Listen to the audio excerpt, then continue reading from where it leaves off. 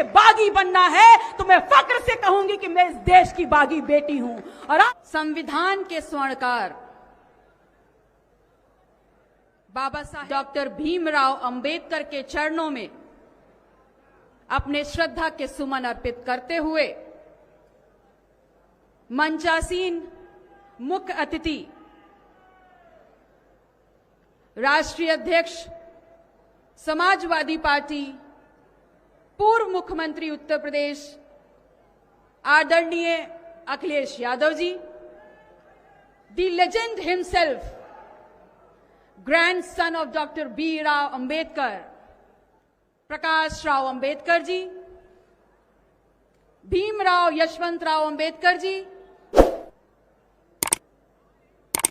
राष्ट्रीय अध्यक्ष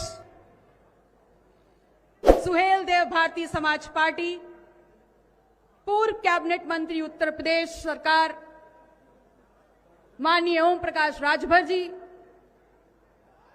माननीय लालजी वर्मा जी, इसी के साथ ही साथ मंचासीन अपने तमाम गणमान्य अतिथियों का, लोकतंत्र के सबसे मजबूत स्तंभ अपने पत्रकार बंधुओं का,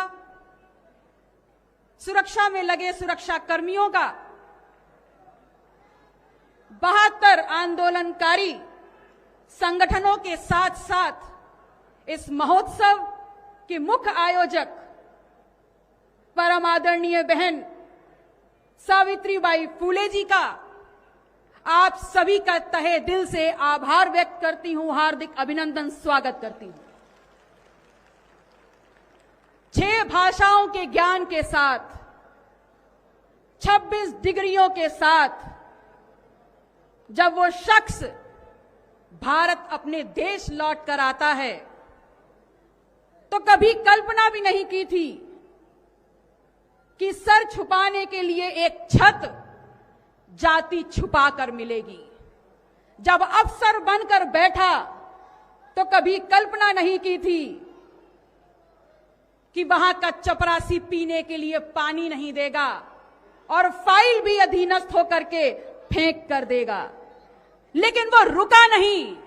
वो डिगा नहीं, वो हारा, वो जीता, वो परेशान हुआ, लेकिन मायूस नहीं हुआ।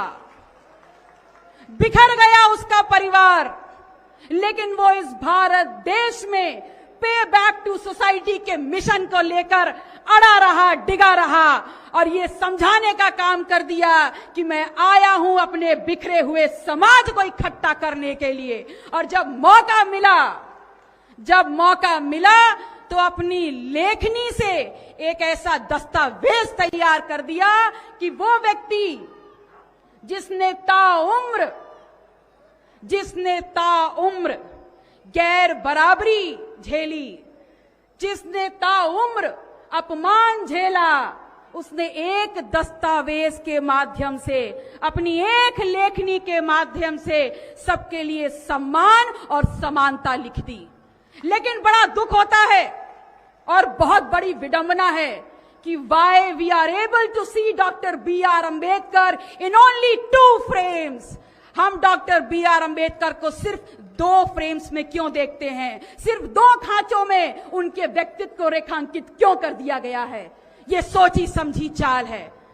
अगर आपने देखा होगा तो देखा होगा डॉक्टर बी आर अम्बेडकर को एक सूट बूट पहने संविधान की किताब को पकड़े हुए उस व्यक्ति को, या सिर्फ संविधान वेदता के रूप में, और या देखा होगा दलितों के नेता और आरक्षण वाले शख्स के रूप में। मेरा सवाल आपसे है, मेरा सवाल इस देश की राजनीति, इस देश की सत्ता, इस देश के भविष्य से है कि मुझे बताने का ये काम करिए कि जब जवाहरलाल नेहरू,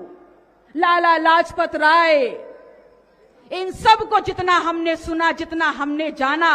वो सब के सब जब क्रांति के वाहक हैं, वो सब के सब जब जंगे आजादी के नायक हैं, वो सब के सब जब अखिल भारतीय नेता हैं, तो डॉक्टर बी आर अम्बेडकर जिन्होंने इस देश का संविधान लिखा है, वो सिर्फ आरक्षण के जनक कैसे हो गए, वो सिर्फ आरक्षण वाले शख्स कैसे हो गए। मैं आपसे ये कहना चाहूंगी कि समझ लीजिए, डॉक्टर बी आर अंबेडकर को परिभाषित आप आरक्षण वाले शख्स के रूप में नहीं कर सकते।